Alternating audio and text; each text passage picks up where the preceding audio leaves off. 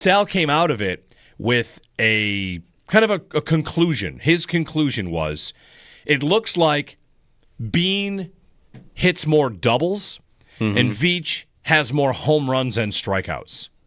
That Beane's got the higher floor, but Veach has found higher ceilings. And I think it's an interesting way to look at it. You could metaphorically use any sport you want, birdies, pars, bogeys, whatever. He chose home runs and doubles, which I think is pretty good. Yeah. So I texted and said, let's come on, let's talk about that at 7:15.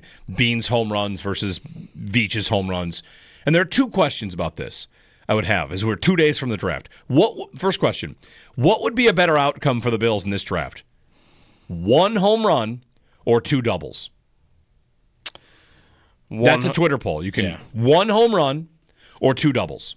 What would be the better outcome in this draft? Think about that for a minute. Give me your answer. And then the second part of that is we have to define who the home runs are and who are the doubles. Because one thing you don't want to do is confuse a double for a home run. Right? Yeah. And I don't think this is round specific. A guy is either a home run or he's a double. A good example of this to me is Shakir. He's not a home run because he's the 5th. I think he's a double because he's in the 5th round. That's a nice player. Yeah. Really nice player. Rousseau. I don't think he's a home run. I think he's a double. First round pick. He can 5th-year option, got an extension. He's not a home run. To me. I would agree. Yeah. The home runs for Beane. Allen, Benford. Yep. Can I get to Spencer Brown, or is he? I think Spencer Brown. He might be rounding 3rd. Okay. Right. It's the ball hit the wall, the outfielder fell down, and he might not get it to home in time. Might be an inside the park home run. What's James Cook? Double. Okay. Fine. Double. We'll debate all of these along the way. Sure. But the general question overall, what would be better, 1 home run or 2 doubles? Do you have a clear answer here? Because I do. Yeah, I think it's 1 home run. Me too. I think it's 1 home run. That's what I need out of the draft, is 1 home run. More than I need 2 doubles. Yeah. I think I can. Well, it's a lot about replaceability, and it's what you can do afterwards. And it is also the impact that a guy makes on a game, right? Like, you could see Chris Jones' impact on other things on the field, even if he's not getting a sack or he's not getting to the quarterback. He is like a planet that is just his gravity on defense is more than just what he does himself. So there are other factors to a player when they are that good. But for me, like, the first thought I have about is replaceability. And okay, like, yeah, Shakir is a double and Cook is a double, and like, these are nice picks and these are good players. But I feel like I can have a better time replacing guys like that with mid-level free agents if I need to, or, I mean, I guess undrafted, but more would be about free agency and trades, guys that I don't have to spend a fortune on, whereas like a Chris Jones, just for example. Never available. Beane said this summer, I'd love to have a Chris Jones. Let me know when they're available. He said that about Tyreek Hill. He said that about Jamar Chase. You just can't get your hands on them. So the other guys, you can get a lot closer to that. I could go find a Khalil Shakir if I really needed to, right? Like, if Shakir never developed. He didn't. And this year they needed a slot receiver. They'd probably find their way to a pretty darn good slot receiver. Maybe Christian Kirk would be on the team right now, right, or something like that. They'd find their way to a pretty good player, but. Yeah, the home run caliber guy, I mean, I don't think you can just as easily find that person. So you got to do it in the draft. Yep. You got to find ways to do it in the draft. Milano would be this too, but that's predates Beane. Milano predates Beane. How about Deion Dawkins? Predates Beane. Tre'Davious White predates Beane. Yeah. Those are some home runs.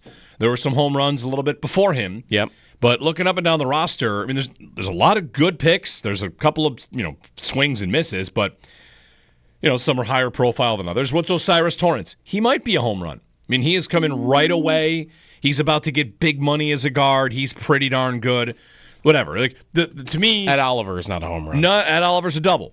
Nice player. Yeah. Extended him, and here we are. Like we always are, saying like, okay, he's pretty good. Not a bad pick. Not a bust. So it's how the roster is built. The roster is built with a lot of doubles and one. Yeah. They don't have a home run. They don't have a They have a couple. I mean, Allen being a home run is obviously most important. Right. He's like a 3-run shot, or Right. he's a grand slam. He's a home run beyond a home run. Right. And that carries a lot of things for them. But this kind of gets to the idea of trading up versus trading down, and whichever way gets them to the elite player, which we probably won't know right away, and maybe not even for year one. Maybe the Bills drafted a home run last year, and we just haven't seen it yet because Keon Coleman's going to develop into that, or Cole Bishop's going to develop into that, or Javon Solomon, or whoever. Mm-hmm. But, Kincaid, double at best. Just we know he can play, but that has not turned into the home run pick. And I really like the way that Sal said that, because it made it not as clear as who was better, but how results, different types of successes make a difference here. And that's what I want from the Diggs trade. Home run. Yeah. That was a home run of a trade. Other trades that they struck along the way, maybe not as much, The thing I want to ask Sal is, are the Chiefs, I'm looking at their draft history, do they really have more strikeouts, though, as we look over time? Like, they've got home runs, right? They've got, we played the same game with them, Trent McDuffie. Home run. L'Jarius Sneed in round 4. Home run. Worthy, too early to tell. Definitely too early. Double. Is Rashee Rice a home run? Not yet, but he's a strong double. What about Creed Humphrey? I think that's a home run. I think that is too. What about Karlaftis? No, that's a double. Sure, yeah. So there's a few home runs. It's more than what the Bills had. Who are their strikeouts? Sky Moore in the second round. Clyde Edwards-Helaire is that. Yeah. But is that more than the Bills? Not really. They have a miss in the first and a miss in the second. Yeah, like Edwards, they missed on Edwards-Helaire, the Bill missed on Kyer Elam. They missed on Sky Moore, and the Bills missed on Cody Ford, sure. So I don't know that part is different, though, because that's the idea in baseball, isn't it? That the trade-off of swinging for the fences and going for home runs, and what has made the sport a little bit less appetizing to people, is everyone's just going for home runs, which means they strike out more often. Mm-hmm. But in this case, are they going for home runs, or is it just kind of worked out that way? Like, is there some difference in their draft philosophy? Do they go for more high-ceiling players? What is it? Because whatever the consequence of going for the home run is supposed to be you strike out more, and I'm looking at their draft history, and I'm not sure they strike out more. Right. Than the Bills do. Fair point. So, in that way, kind of like their draft history a little bit better. Not a lot better. Like, the Bills don't have a ton of total misses. I mean, Elam is really kind of the only one there where, like, the guy just can't even get on the field for you. So that's kind of it. And, again, Kansas City has one or two of those as well. But I've seen more difference makers in a big way on these list of drafts from them in the last 5 years than I see from the Bills. That's what it's about, finding the big difference maker, whoever that might be. Find that guy. And, yesterday you and I talked about the idea of trading up for a defensive tackle. How high could they go? There's trading to 12, which involves future firsts, and then there's trading to 24. If they see someone they like, moving up 6 spots. They like the modest trade up. They do that a lot. And you wonder, I still think that's how they should operate. They're not a team that needs, let's make it more than just 1 versus 2. They're not a team that needs 6 players that are doubles because they just replace the guys that are also doubles. It's how am I upgrading? Where am I getting my upgrades? And that comes from finding elite players. So it's a wishful thinking kind of operation to say, like, oh, I'd love them to get just all the best players, because that's not easy to do.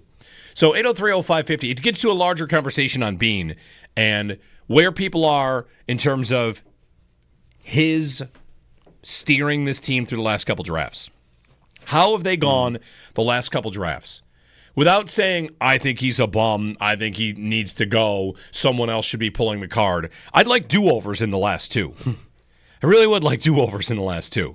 But that's all right. Like, they got players, Kincaid and Coleman, and those 2 can still develop into something big. But maybe the last 3, to be honest, drafts, because, the Elam pick and then James Cook, when they trade down twice and they get Cook and it's a running back to replace a running back that they already have, and they drafted Zach Moss, and I feel like there's been a little bit of as when they swing for defense, we know McDermott's going to like that. And when they're drafting on offense, it often seems like they're kind of going back and forth, meandering. Here I have Joe Brady in a returning season, so I feel confident knowing what it is he might want, what it is he might need, and they can find their way to it. But, I'm not here out for Beane saying he's no good at this or he's made massive mistakes.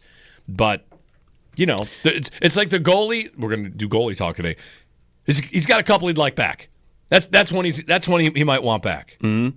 And this might be this will be a big year for him because there isn't this big sentiment that he's not good at drafting right now at all.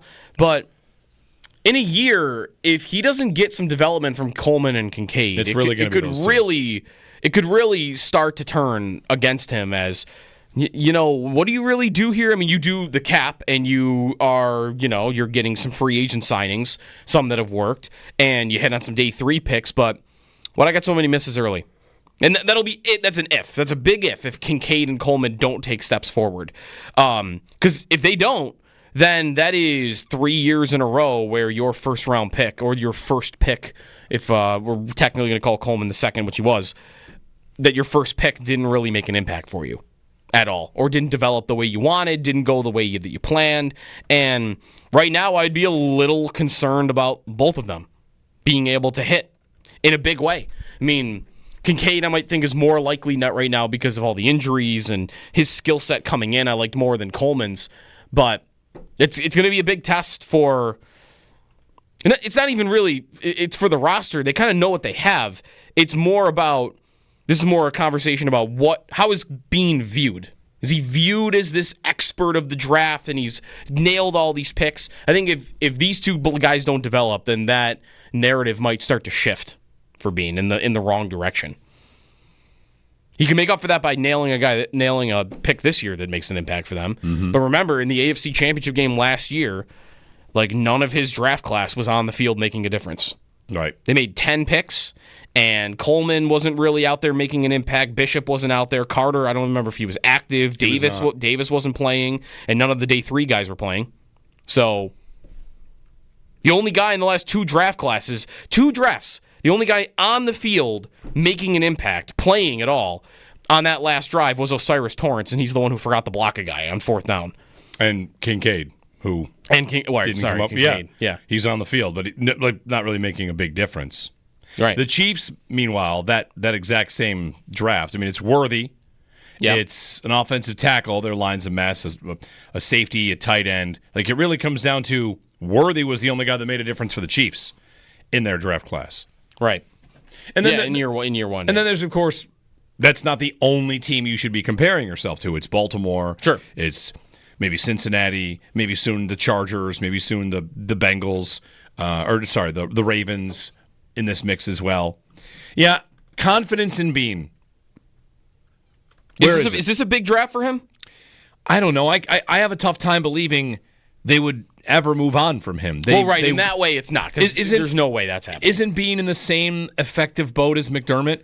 You've seen enough good. Mm-hmm. Things are consistently good that, I mean, whatever. Yeah. We're not trying to have the conversation, is his job on the line? If you're doing a confidence ranking, I would think people are, the guy's pretty good. He's all right. He might not be incredible at seeing the future. Yeah. But there's been enough good. I would feel like Beane's approval rating over the years has always been a lot higher than Sean McDermott's. That's probably right. And now, it's probably still higher, but is it creeping down a little bit? Where, not that it's low. Most people know who the Bills have and are trustworthy in the 2 people running the organization. But there's always a crowd out there, and they might be a loud minority, but there is a loud crowd out there that is just ready to call in for McDermott's job, right? At a moment's notice, when there is a dumb call made in a game or a game management situation or something else, there are people ready to call for McDermott. And I rarely hear that about Brandon Beane. Rarely. No, it almost never happens. But maybe that will start firing up if he misses on if he gets another draft class here where they're not really making an impact.